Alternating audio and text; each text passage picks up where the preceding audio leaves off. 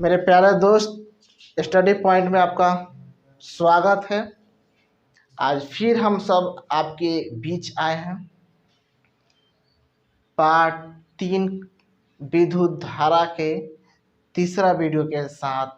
इसके पहले वीडियो में हम लोग जो है फार्मूला बेस कुछ न्यूमेरिकल देखे थे और फिर विद्युत धारा से संबंधित कुछ बातों को देखे थे। इसमें हम लोग को पढ़ना है एमीटर और विभव यानी वोल्ट मीटर से संबंधित बात करनी है। तो हम आपको एक बार बता दें कि एमीटर से हम लोग विद्युत धारा मापते हैं, ठीक है। एमीटर से हम लोग विद्युत धारा मापते हैं, जबकि वोल्टमीटर से हम लोग विभव मापते हैं, ठीक है। एक आपको आदर्श एमीटर की जो आदर्श एमीटर होती है उसकी प्रतिरोध 0 होती है, जबकि आदर्श वोल्टमीटर की प्रतिरोध इन्फिनिटी होती है। आई बात समझ। इसी तरह से हम लोग जो है दोनों में अंतर, दोनों को एक साथ लेकर चलने वाले हैं। तो चलिए हमारे सामने पहले हम लोग ये देख ले कि आपको जो है वोल्टमीटर क्या है, उससे संबंधित क्या है, तब दोनों में हम लोग अंतर को देखेंगे। तो ठीक है, हम आपको एक बार बता दें, ये चैप्टर हम लोग को जो पढ़ रहे हैं ना, ये आपको विद्युत धारा है, राइट। ये उसके बाद ये इसका जो पार्ट है आपको वो थर्ड पार्ट है, और टॉपिक का नाम रहेगा इस बार एमीटर और वोल्टमीटर। क्लियर। तो एमीटर और वोल्टमीटर के बारे में पढ़ना है हम लोग को। और इसके पहले वाले वीडियो में भी थोड़ा हम जो है कि एमीटर के बारे में चर्चा कर चुके हैं, और यह हम लोग इस दोनों को एक साथ लेकर चलने वाले हैं।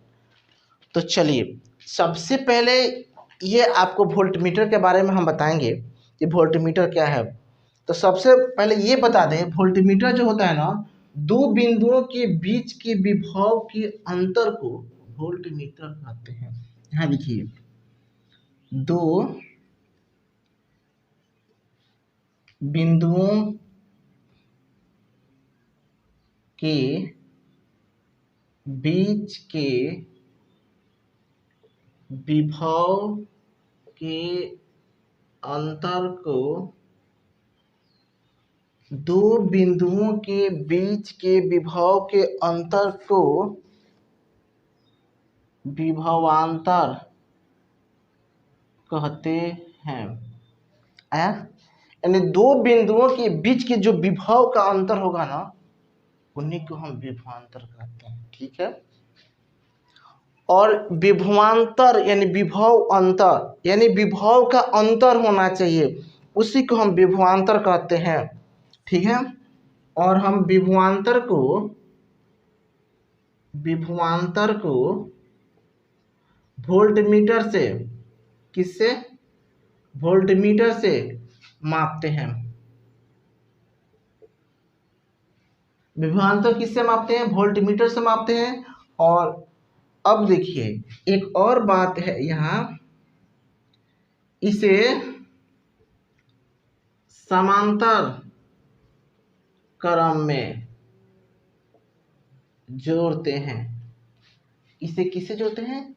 यानी वोल्टमीटर को हम जो है ना समांतर क्रम में जोड़ते हैं, ठीक है। अब देखिए वोल्टमीटर का जो होता है ना प्रतिरोध अधिक होता है। क्या होता है? वोल्टमीटर का प्रतिरोध क्या होता है? अधिक होता है। क्लियर। अब देखिए आदर्श वोल्टमीटर यानी कि आइडियल वोल्टमीटर, और आपको हम बता दें कि आइडियल वोल्टमीटर का जो है ना प्रतिरोध जो होता है ना, आपको क्या होता है? इन्फिनिटिव, यानी आदर्श वोल्टमीटर के प्रतिरोध क्या होता है? इन्फिनिटिव। क्लियर। देखिए वोल्टमीटर से वोल्ट भी मापते हैं, विभवांतर भी मापते हैं। ठीक है, विभवांतर को हम वोल्टमीटर से मापते हैं। इससे किस क्रम में जोड़ते हैं? तो समांतर क्रम में जोड़ते हैं। वोल्टमीटर का जो है प्रतिरोध जो होता है, क्या होता है? वोल्टमीटर का प्रतिरोध अधिक होता है। कि होता है बच्चा? अधिक होता है। आदर्श वोल्टमीटर को जो है हम लोग, आदर्श जो वोल्टमीटर है उसकी प्रतिरोध क्या होती है? इन्फिनिटिव होती है, इन्फिनिटिव। क्लियर? तो देख लीजिए, अब हम जो है ना, ठीक ऐसे ही यहाँ पर हम करते हैं एमीटर के बारे में। ठीक है, देखिए एमीटर, एमीटर से हम लोग क्या मापते हैं? यानी धारा को जो है ना एमीटर से मापते हैं। क्लियर? किससे माप? देखिए, वोल्टमीटर से विभवांतर और धारा को एमीटर से मापते हैं। इसे समांतर क्रम में जोड़ते हैं, तो एमीटर को श्रेणी क्रम में जोड़ते हैं। वोल्टमीटर प्रतिरोध अधिक होता है, तो यहां लिखेंगे एमीटर का प्रतिरोध कम होता है। आदर्श वोल्टमीटर, तो आदर्श एमीटर का प्रतिरोध 0 होता है। देखिए, तो अब देखिए, इधर ये बैटरी कनेक्टेड और यहाँ पे एक प्रतिरोध ऐसी के साथ एमीटर, और इधर देखिए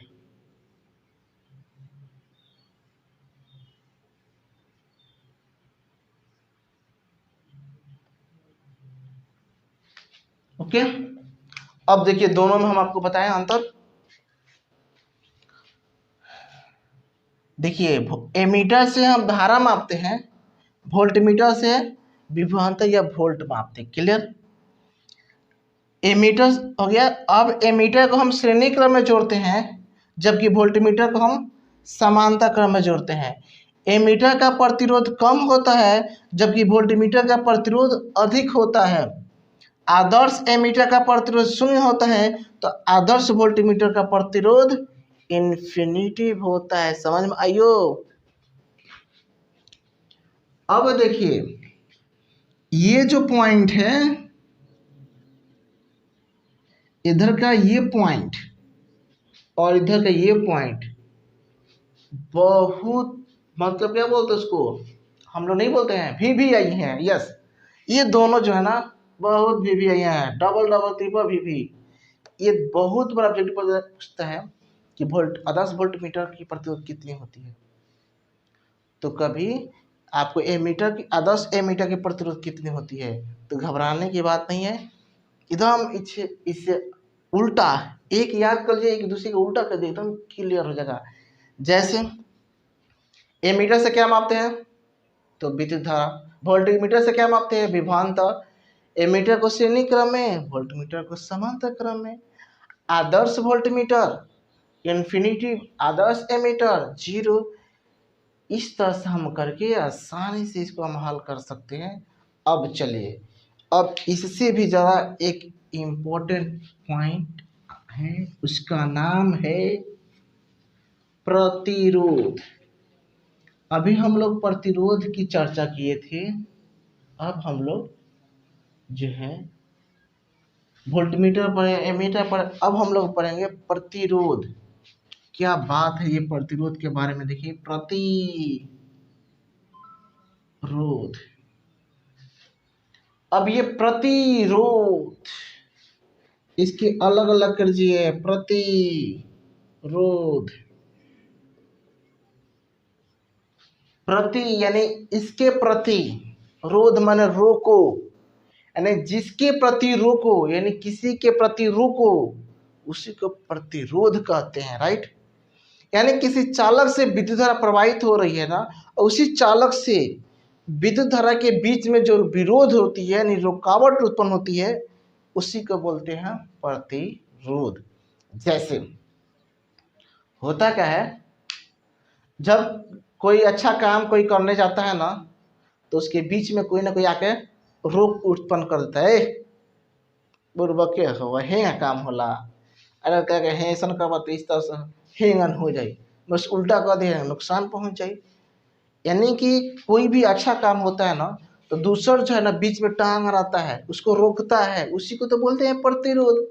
बीच में रुकावट करे, तू कहा भी है ये हमको जाना है अभी ये काम करना है, तो ये तो अच्छा काम करने जा रहा है तो सुनो तुमको कौन बोला ऐसे ऐसे करो, यानी तुम्हारे बीच में जाके रुकावट उत्पन्न करेगा, उसी रुकावट को हम कहते हैं प्रतिरोध। यानी कि धारा के बीच धारा के रास्ता में जो रुकावट उत्पन्न होती है ना उसी रुकावट को हम प्रतिरोध कहते हैं।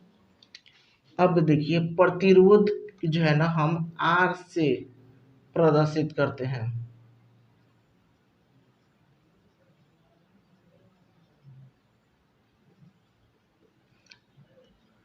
यानी कि R से प्रदर्शित करते हैं किसको, प्रतिरोध को, है ना।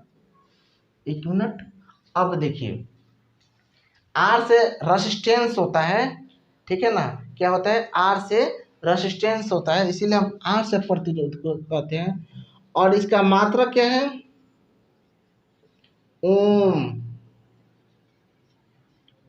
कौन ओम, उस शंकर जी वाला ओम ना, ये ओम है, ई वाला ओम, ये ग्रीक वर्ड है। तो ओम का सॉरी प्रतिरोध का मात्रा क्या है, ओम है, ठीक है। अब देखिए इसका क्या काम है, इसका काम ये है बीच में रुकावट करना, यानी कार्य है, कार्य रुका विरोध करना, यानी रुकावट, रुकावट उत्पन्न करना, ठीक है ना। तो पता है ना ब्रेकअप क्यों होता है, रुकावट, बीच में कोई रुकावट करता है तो धीरे से वो ब्रेकअप होता है ना। ठीक उसी तरह से इसका काम क्या है, दो आदमियों के बीच में झगड़ा उत्पन्न कर देना, उसका ब्रेकअप कर देना, उसी को हम रुकावट कहते हैं। अब देखिए प्रतिरोध की निर्भरता, प्रतिरोध का निर्भरता, यानी कि प्रतिरोध किस पे निर्भर करता है, क्लियर। तो देखिए सबसे पहले हम आपको बता दें कि प्रतिरोध जो है ना किन किन बातों पर निर्भर करता है। तो पहला बात माने किस किस पे निर्भर करता है, तो पदार्थ की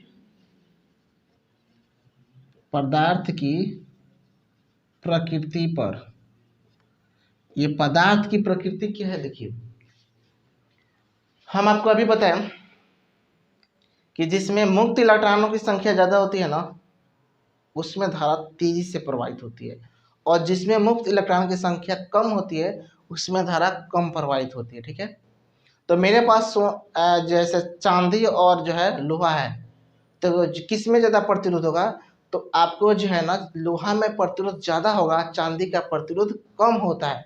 तो इस तरीक़े से यह पदार्थ किस चीज़ का है, ये उसके मटेरियल यानी उस पदार्थ किस चीज़ का बना है ना उस पर ही निर्भर करता है, उसकी नेचर पर निर्भर करता है कि किसका है। तो आपको दे दे जैसे लोहा का प्रतिरोध चांदी से अधिक होता है, तांबा से भी अधिक होता है, जो कि उसमें ज़्यादा रुकावट उत्पन्न होती है, उसमें धारा कम प्रवाहित होता है। दूसरी इसके बाद है आपको ताप।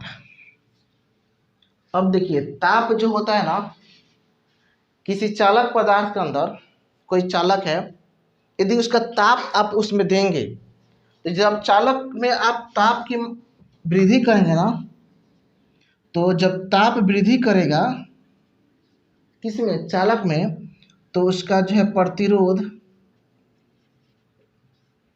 कम होगा, राइट।